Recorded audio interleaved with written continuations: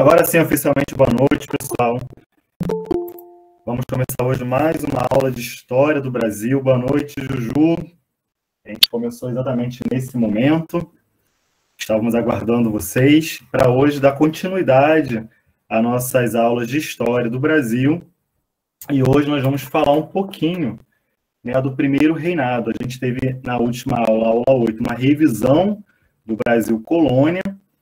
E nós paramos na aula 7 justamente com a chegada da família real brasileira, né, em 1808, até a independência em 1822. Então, nós vamos ver hoje esse processo, né, da independência para frente com o reinado, o império, né, de Pedro I. Oi, Gabi, boa noite. Sejam bem-vindos, pessoal que está chegando aí. Boa noite, professor.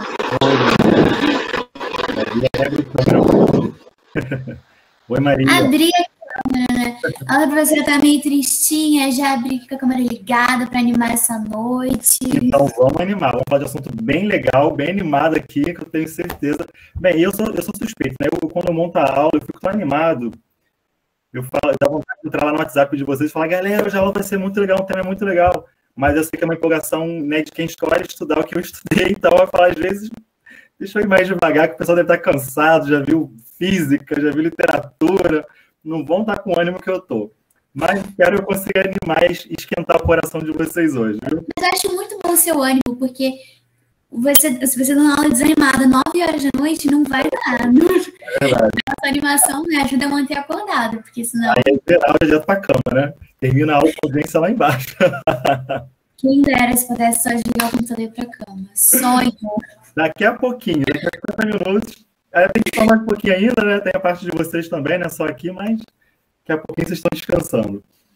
Então, pessoal, como eu falei, né? Vamos ver hoje um pouquinho do governo de Pedro I. E para a gente entender como Pedro I chega no trono, como ele assume, né? Como Dom João VI abdica em favor de Pedro I, temos que, como sempre, entender o contexto, né, daquele fato que estava acontecendo, sobretudo na Europa e em Portugal. Então, em 1820, acontece lá em Portugal a Revolução Liberal do Porto, onde as cortes se reúnem e resolvem escrever uma Constituição Liberal, né, para bloquear um pouco, diminuir o poder absolutista do rei. Já era um movimento que acontecia na Europa, né, com o Iluminismo, a Revolução Francesa, e, sobretudo, porque os portugueses estavam muito insatisfeitos com a questão da família real, a corte, tá? Aqui no Brasil. Portugal vinha perdendo, né, economicamente com a abertura dos portos, como eu já falei lá na aula 7, então os portugueses resolvem fazer essa revolução e exigem que Dom João VI jure a Constituição e volte para Portugal com toda a família real. Bem, Dom João, ele gostava do Brasil, né, e não queria ir embora, ele estava aqui já há 13 anos, ele tenta postergar essa volta, ele tenta enrolar os portugueses, mas chega uma hora que não dá. Ou ele volta, ou ele vai perder o trono lá em Portugal, né? Então, em 1821, em abril de 1821, no dia 22, ele resolve ir embora para Portugal. Só que ele deixa o filho dele, o herdeiro ao trono, Dom Pedro I, até então, né, Dom Pedro I, para garantir que a família, que a dinastia continuasse no poder aqui no Brasil. Então, embora Dom João vai, né, era exigência de que todo mundo voltasse, Dom Pedro fica, e as cortes portuguesas continuam insistindo que a família real traga Dom Pedro. E Dom Pedro, finalmente, em janeiro de 1822, faz o famoso Dia do Fico, né? Avisa os brasileiros, né, separa a felicidade geral da nação, diga ao povo que fico, e resolve ficar aqui no Brasil, dando aí continuidade como príncipe regente. Bem, mas a situação, pessoal, estava muito insustentável, né? As cortes portuguesas pressionando, lembrando que o Brasil tinha sido elevado à categoria de Reino Unido a Portugal e Algarve, ou seja, o Brasil não era mais uma colônia, né? Os portos estavam abertos, podia haver manufatura no Brasil, podia ter imprensa, universidade, e os portugueses estavam muito insatisfeitos com isso, muito insatisfeitos. Então, eles querem recolonizar o Brasil. A palavra de ordem nesse momento é recolonizar o Brasil. Os portugueses querem que o Brasil volte a ser uma colônia de Portugal assim como era antes da chegada da família real. E com isso, eles também pretendem delimitar o poder do imperador. Deixa eu ler aqui, a Beatriz colocou, os brasileiros nem sabiam que ele ia ficar, população pobre fora de contexto total. Verdade, Beatriz, os grandes movimentos, né, que acontecem nesses momentos, né, do Brasil, até hoje, né, vamos ser sinceros, sempre foram movimentos feitos pelos poderosos em conjunto com a elite. O povo pouco sabia, né? O povo, quando via, já estava acontecendo, já tinha acontecido, né? Eles não tinham muita percepção, porque para o povo era muito indiferente, né? As questões que aconteciam. Eram reviravoltas, eram acordos ali de bastidores na corte com a elite, e o povo mesmo ficava muito aquém, né? Então, o próprio processo de independência, que nas Américas, na América Espanhola, né, teve uma participação do povo, no Brasil foi um processo de elite, como a gente vai ver daqui a pouquinho. Né? Então, o Dom Pedro, obrigado pela contribuição muito pertinente, Beatriz. Então, Dom Pedro ele se vê, né, nessa pressão, porque as cortes continuam querendo que ele também volte. Eles não queriam que tão somente Dom João voltasse, tinha que voltar toda a família real. E começam a delimitar o poder de Dom Pedro I. Eles começam a bloquear, né, o poder dele, e Dom Pedro fica já numa sinuca de bico. Porque se ele não declara a independência, os brasileiros vão declarar, porque os brasileiros não queriam voltar a ser uma colônia, né?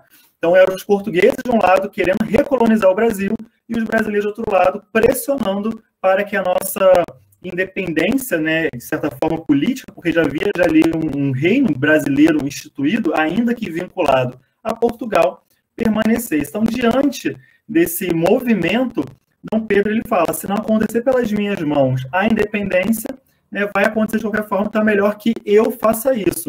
Em várias cartas que ele troca com o pai dele, né, próprias cartas com Leopoldina, a gente vendo hoje nos escritos que a gente tem acesso, né, a esses escritos, a gente vê que já existia esse movimento natural, ou construído, pelo menos na cabeça de Pedro I. Então, numa viagem a São Paulo, né, saindo ali de Santos, chegando a São Paulo, às margens do Rio Ipiranga, ele resolve declarar a independência depois que ele recebe uma carta falando que a independência já batia a porta, já era um fruto maduro prestes a cair.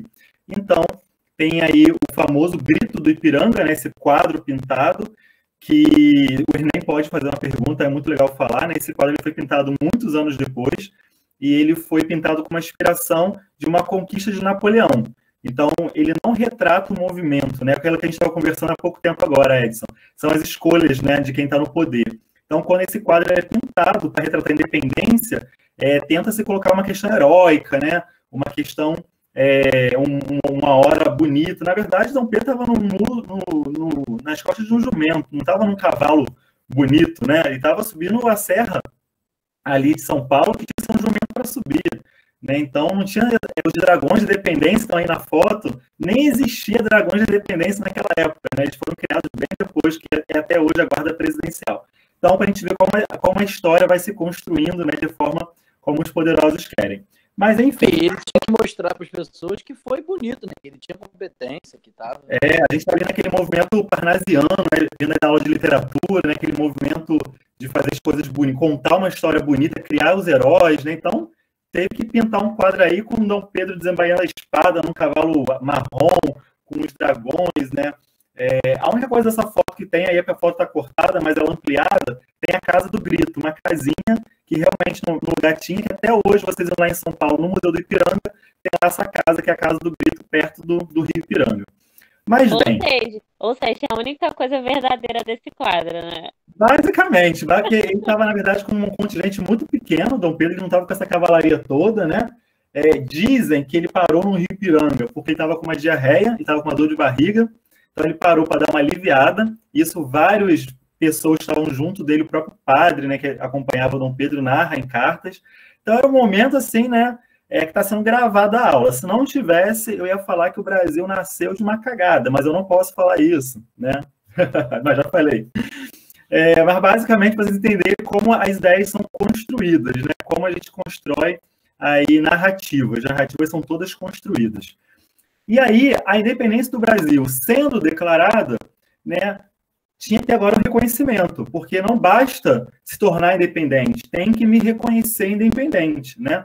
Então, primeiramente, para o reconhecimento interno, houveram várias batalhas, né? Quem fala que a independência do Brasil nasceu sem guerra, sem batalha, erra, porque, na verdade, houveram muitas guerras, muitos brasileiros, portugueses, morreram pela Guerra da Independência, que se travou ao longo de alguns anos em algumas províncias, né, como o Grão-Pará, no Maranhão, no Piauí, que teve batalhas bem sangrentas, na Bahia, e também na província cisplatina, lá no sul. Então, foram guerras, né, de províncias que não reconheciam essa independência do Brasil e foram fortemente, duramente sufocadas pelas tropas imperiais de Pedro I. Então, o reconhecimento interno ele veio, mas veio com luta, com batalha, com guerra. Então, sim, houveram batalhas, né? Existe uma ideia que o Brasil é um país sem guerra, é um país... Não, a gente teve várias batalhas, é porque, infelizmente, essas lutas não são tão famosas. Bem, e além do reconhecimento interno, para um país se tornar independente, tem que ter o quê? O reconhecimento externo. Então, o primeiro país a declarar, a reconhecer o Brasil independente é os Estados Unidos em 1824, né, com a nossa famosa doutrina Monroe, que falava o quê? América para os americanos. Então, como os Estados Unidos estava com essa doutrina em vigor, né, ele reconhece o Brasil como um Estado independente. O segundo país a reconhecer o Brasil como independente é Portugal, em 1825, mas sem não cobrar um valor. Então, o Portugal ele pede uma indenização pecuniária para reconhecer o Brasil independente. E o Brasil ele paga essa indenização de 2 milhões de libras, né, que, na verdade, nada mais foi do que uma transposição de uma dívida de Portugal com os ingleses para o Brasil. Por quê? Porque Portugal... Oi? No vulgo cala a boca. Porque, na verdade, Portugal devia muito dinheiro para a Inglaterra. O que a Inglaterra faz? Portugal reconhece a independência do Brasil e pede um dinheiro para você me pagar. Aí o Brasil fala, beleza, mas eu não tenho dinheiro. Para quem eu peço? A Inglaterra fala o quê? Eu te empresto? Então, olha que jogada. A Inglaterra queria receber dinheiro de Portugal, ela empresta o dinheiro para o Brasil paga Portugal, Portugal paga a Inglaterra. Ou seja, ela empresta um dinheiro para o Brasil, recebe esse mesmo dinheiro, então a Inglaterra não desembolsa, e aí no Brasil cria uma dívida com a Inglaterra. Então foi uma jogada de mestre, né? O Brasil nasce dependente financeiramente, o Brasil nasce endividado, e a Inglaterra já ia mais uma vez, né, com o Brasil na palma da mão. Então, temos esse tratado de paz e aliança. Valeu a pena ganhar o dinheiro para ganhar um país na mão. Exatamente. Então, como ela não ia receber esse dinheiro de Portugal, porque Portugal estava falido, ela transfere essa dívida para o Brasil e fica com o Brasil na mão. Bem, interesses, né? Jogos de interesse de poder. E 2 anos depois, em 1827, agora sim, a Inglaterra ela reconhece também o Brasil como uma nação independente, depois de ela renovar aquele tratado de navegação e comércio que lá em 1810 ela tinha assinado com o Brasil, garantindo que o Brasil teria uma taxa, né, de 15% para receber os produtos ingleses, uma taxa menor que Portugal, que era 16%, e as nações amigas, que era 24%. Ou seja, quem saiu ganhando, né, com tudo isso, com a independência do Brasil, foi a nossa querida Inglaterra. Bem, e essa questão, né, da Inglaterra ela ter um imposto privilegiado massacrou com qualquer possibilidade de uma indústria nacional, porque como os produtos ingleses chegavam com uma tributação muito baixa, a indústria nacional não conseguia competir. Então o Brasil era enxurrado de produtos ingleses e não conseguia ter uma indústria nacional, o que vai causar uma crise econômica mais tarde aí no nosso império, que vamos ver um pouquinho mais à frente. Até aí, pessoal, tá tranquilo? Estou indo com um ritmo legal para vocês acompanharem. Tá ok. Então, vamos dar prosseguimento.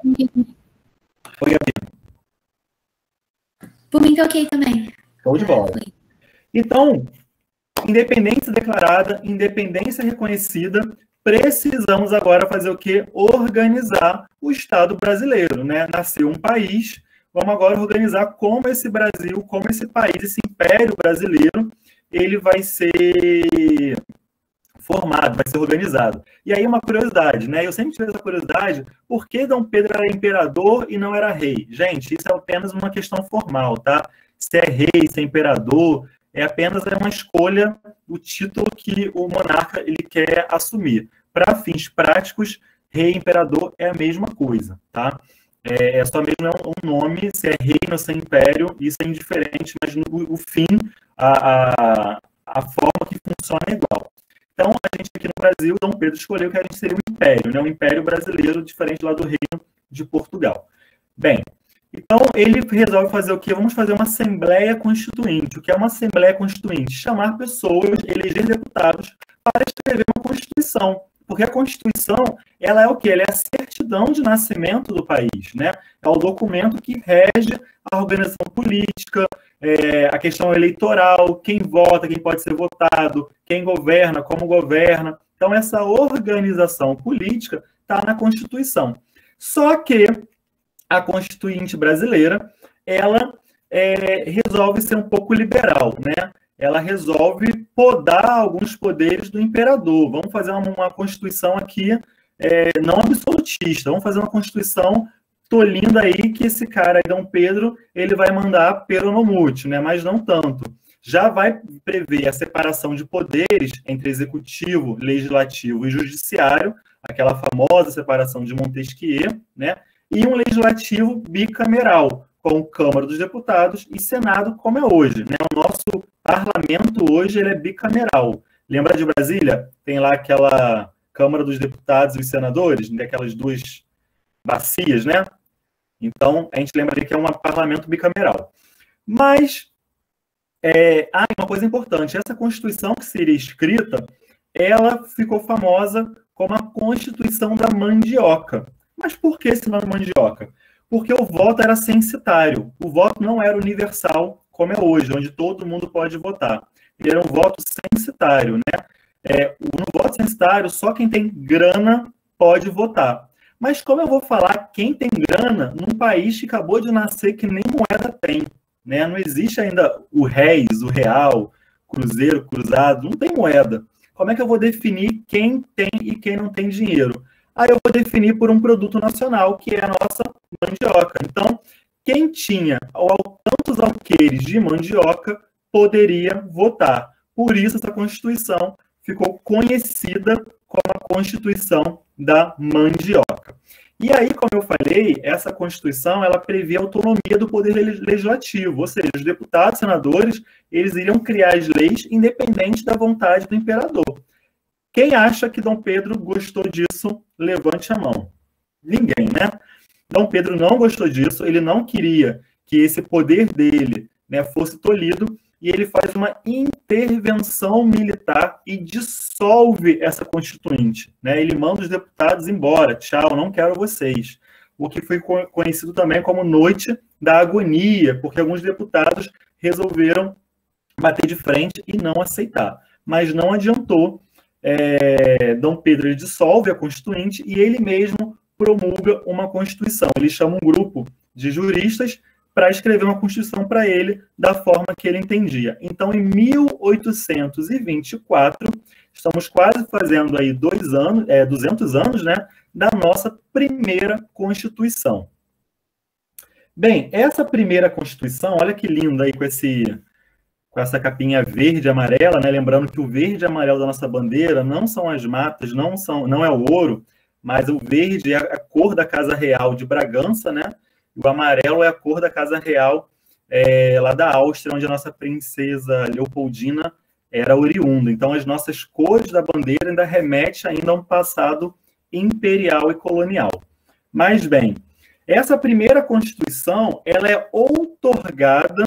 Pois é, Lourdes, a história tem esse problema, né? A gente perde referências desde criança, né? O azul é o céu, o branco é a paz, o verde são as matas. Não. Para pensar, a bandeira do Brasil Império já era verde e amarela. Só que, em vez de ter lá a Ordem e Progresso no meio, tinha o brasão, né, da coroa. amarelo desespero, né? Pode ser também, dependendo da tal conjuntura, tá feio, né? Então, mas essas cores são cores das casas imperiais que administravam o Brasil, né? Por isso que as cores, inclusive, se mantiveram quando o Brasil foi independente, porque quem fez a independência foram essas casas imperiais, foram as mesmas pessoas que já governavam.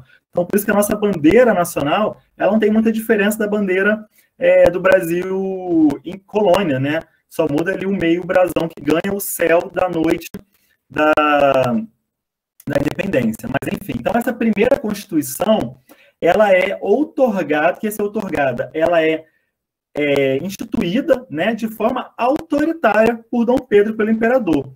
E o imperador, ele cria mais um poder, né? Nós temos aí os 3 poderes, legislativo, executivo e judiciário, mas ele cria o poder moderador. O que esse poder moderador faz? Esse poder moderador estava acima dos 3 poderes. Qualquer decisão do legislativo ou do judiciário poderia ser derrubada pelo poder moderador. Então, esse poder moderador era um poder acima dos outros poderes. Tá? Então, tem lá o legislativo, o executivo e o judiciário. Se o judiciário dá uma decisão contrária à vontade do imperador, ou o legislativo faz uma lei contrária ao imperador, o imperador vai lá e derruba essa lei ou essa decisão. Além disso, essa Constituição previa um Estado unitário, e aí também é uma das causas porque a América Espanhola se desfacelou em várias repúblicas, né? E o Brasil ficou numa único país. O voto continuava sendo censitário e havia ligação entre Estado e Igreja, numa questão chamada de padroado régio. O que seria o padroado régio? Quem ia instituir os bispos, né, o bispado, para as localidades seria o Papa. Então, o Papa tinha a autoridade de instituir um bispo. Só que o imperador tinha que referendar. Ou seja, o imperador estava acima do Papa. O Papa daria o cargo, né? Você vai ser o bispo de tal localidade, mas o imperador tinha que concordar. Então, dentro aí do sistema de padroado régio, o imperador está acima da autoridade papal. Né? A ligação aí entre o Estado e a Igreja. Então, o nosso país, o Brasil, ele nasce declaradamente, oficialmente, como um Estado católico. Então, em resumo, a Constituição era autoritária, ela era elitista, só quem tinha dinheiro poderia votar, e centralista, um poder centralizado. Mas nem tudo são flores. Tu acha que o povo também achou tranquila essa brincadeira? Sempre vai ter. Antes de você prosseguir, poderia voltar rapidinho no slide anterior, só para eu poder ficar e copiar depois? Claro, vamos lá. Então, quem acha, né, que tudo também acontece de forma tranquila e legal, não é por aí. Já aprendi, obrigada. Nada, Gabi. Sempre vai ter aquelas pessoas que vão ficar contra ou vão ficar insatisfeitas com as decisões por algum motivo, né? E com a proclamação da República e essa primeira Constituição, também tivemos grupos que ficaram insatisfeitos e criam uma revolta separatista lá no Nordeste. Essa revolta ela acontece basicamente em Pernambuco, e depois outros estados vão entrar, como Ceará, Rio Grande do Norte e Paraíba. Não precisa gravar esses estados para a prova. Tá? O Enem não vai perguntar quais foram os estados da Confederação do Equador. Basta saber que Pernambuco estava na frente e outras províncias depois entraram como membros da Confederação. Essa revolta acontece em 1824, né, e tem 3 grandes líderes, como Cipriano Barata, Frei Caneca, que é uma rua muito importante no Rio de Janeiro, né? Quem não conhece a rua Frei Caneca, e Manuel Paes de Andrade. Essa confederação, ela era uma revolta separatista, né? Ela queria criar um novo país, ali a Confederação do Equador, e separar o Brasil a Confederação do Equador do resto do Brasil, que não concordava aí com as atitudes de Dom Pedro I. Essa revolta, ela foi brutalmente reprimida pelas tropas imperiais, e mais uma vez, por quem? Por quem? Pela nossa maravilhosa aliada, desde sempre, Dona Inglaterra, com a sua marinha britânica. Então, o próprio Frei Caneca ele foi condenado à forca, né? Por que forca? Porque a forca era a morte mais desonrosa que existia na época, né? Vamos lembrar mais uma vez a Tiradentes, que morreu enforcado. Então, traidores geralmente eram enforcados, mas Frei Caneca era tão querido pela população local que ele não foi morto enforcado, mas ele foi morto fuzilado, que seria uma morte mais digna, né, do que a morte por forca. Tá? Então, é importante entender e saber que houve essa revolta, embora também sufocada, que evitou mais uma vez do Brasil ser fragmentado em repúblicas ou republiquetas, né, como alguns historiadores falam. Bem, e aí, pessoal, o reinado de Dom Pedro I, ele não foi um reinado muito fácil. Vimos aí uma revolta, né, que aconteceu em 24, mas várias outras crises também perpassam aí esse momento histórico do reinado de Dom Pedro, que vai de 22 a 31, ou seja, dura apenas 9 anos, né? Se pensarmos num imperador, é um reinado relativamente curto. Então, quais foram os fatores, né, que geraram crises e que levaram para acabar mais cedo, né, de forma mais prematura, o primeiro reinado? Fatores econômicos, primeiramente, né, o aumento da dívida brasileira. O Brasil vinha se endividando desde a proclamação da independência, como a gente viu, né, fazendo empréstimos com a Inglaterra.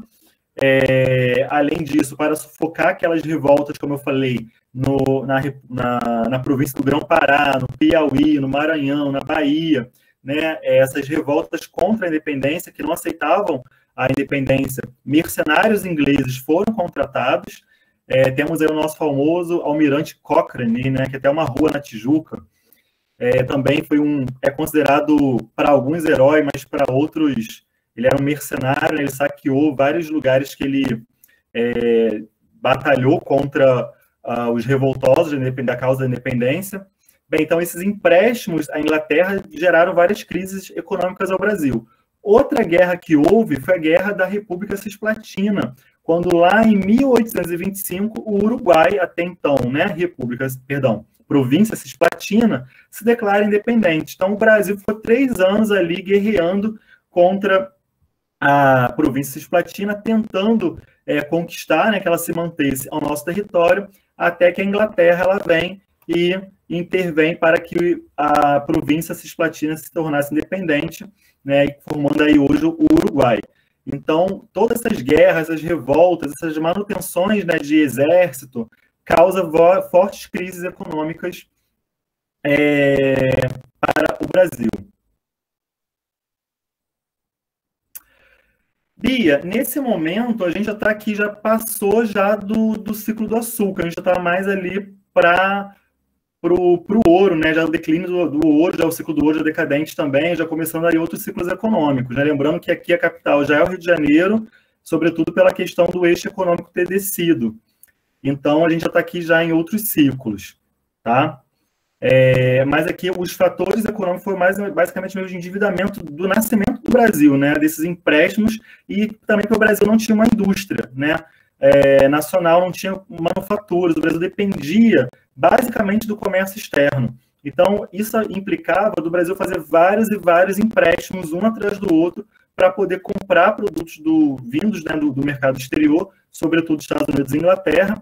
Não à toa, eles foram os primeiros países a reconhecer a nossa independência, porque tinha interesse comercial e manter os portos abertos, né, a essas nações amigas que reconheceram a independência. Então, essas trocas de favores tratados que o Brasil ia assinando para reconhecer a independência que iam gerando essas crises. Em 1826, Dom João morre lá em Portugal e o Dom Pedro manda a sua filha, a Dona Maria da Glória, que seria Maria II em Portugal, para substituir o trono. Só que ele manda como tutor, porque Dona Maria da Glória era menor, manda o seu irmão Dom Miguel. E Dom Miguel chega em Portugal, ele também faz uma revolta, ele trai o irmão e tenta usurpar o trono. Então o Brasil também começa a traçar uma guerra lá em Portugal. Então percebe como o Brasil vai se envolvendo em guerras sem dinheiro, né? E vai se endividando também para poder manter essa continuidade no trono. Além das crises econômicas, temos também fatores políticos que acarretaram com o fim do primeiro reinado. Temos aí o fechamento da Constituinte, né, lá em 24, quando Dom Pedro ele dissolve a Constituinte, a elite fica muito indisposta com ele, a elite brasileira não concorda com essa dissolução, o seu autoritarismo desde sempre, né? Quando ele manda executar, por exemplo, lá Frei Caneca, que era muito querido, ele gera um descontentamento das pessoas. Em 1830, ele manda assassinar, né? Tudo indica que foi ele que mandou assassinar um grande opositor do Império, que era Líbero Badaró. Então, são vários momentos que Dom Pedro I, exercendo o seu poder moderador, seu autoritarismo, ele vai colecionando inimigos, né? Cada vez que ele exercia o seu poder, ele batia na mesa, a sua vontade, a sua decisão tinha que prevalecer, a elite brasileira ia ficando descontente com ele. Então, o que ele resolve fazer? Um tour pelo Brasil para melhorar a imagem dele, né? Vamos fazer um tour pelo Brasil, vamos passear aí pelo Brasil, dando tchauzinho, aclamando a população, para o pessoal começar a gostar de mim. E ele vai para Vila Rica, sempre Vila Rica, né? Vila Rica aí no centro das atenções, porque é a cidade do ouro, é a cidade importante aí no momento. Só que ele chega em Vila Rica, ele é mal recebido, a galera não quer saber de Dom Pedro, não, ele está mal visto lá também. E aí resolvem acabar com a tour dele, volta para o Rio de Janeiro, vão para a capital. Quando ele chega na capital, os portugueses que resolvem fazer aqui uma festa para receber o imperador, né? Vamos reforçar a imagem do nosso imperador, vamos fazer uma festa para ele. Só que quando ele está chegando, os portugueses em festa, os brasileiros ficam, que isso, não? O cara, a gente não gosta dele, fazer festa para receber Dom Pedro, e começa aquela confusão brasileiro contra português, pé de chumbo contra pé de cabra, como eles eram conhecidos, né? Só que as armas que eles tinham no momento era pau, pedra e garrafas, né? Era aquela briga bem mambembe. Então, por isso, essa noite ficou conhecida como a Noite das Garrafadas, porque no Rio de Janeiro era um clima de guerra civil e só se via garrafas voando para lá e para cá. Bem, depois dessa Noite das Garrafadas, Dom Pedro até tenta dar um passo a favor dos brasileiros. Ele cria um ministério brasileiro com pessoas da elite brasileira. Só que isso não dura muito tempo, né? O seu poder moderador não vai querer ninguém no pitaco no reinado dele. E ele dissolve esse ministério. Pois é, Ju, imagina o Rio de Janeiro, né? Briga de pau, pedra e garrafa voando. Acho que até é fácil de imaginar, né? Porque quem conhece o Rio de Janeiro sabe que é bem plausível essa imagem mental que a gente constrói nesse momento.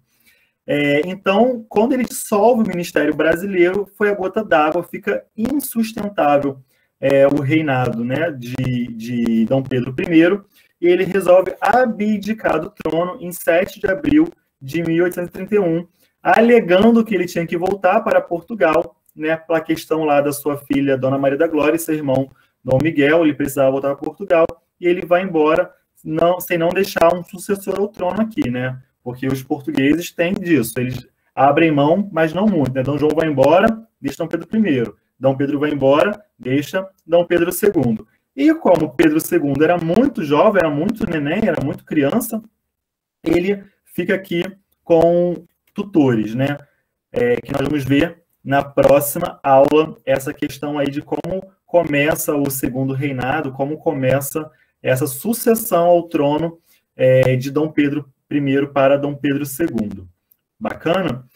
Pessoal, dúvidas até aqui sobre o primeiro reinado? Eu trouxe os pontos mais importantes para a gente poder fazer uma boa prova aí do Enem. E como vocês pediram, para a gente poder revisar o conteúdo e ver uma aplicação prática, eu trouxe 2 questões para a gente ver como o Enem cobrou esse tema nas suas provas. Tá? Então, em 2012, o Enem trouxe a seguinte questão. Eu vou botar uma vinheta com uma musiquinha, né? Questão. Tipo show do milhão, vai ficar legal.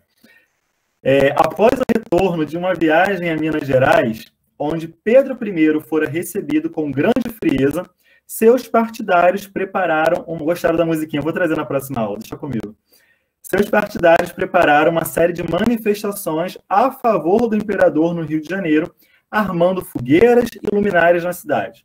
Contudo, na noite de 11 de março, tiveram início os conflitos que ficaram conhecidos como a Noite das Garrafadas, durante as quais os brasileiros apagavam as fogueiras portuguesas e atacavam as casas iluminadas, sendo respondidas com cacos de garrafas jogados pelas janelas.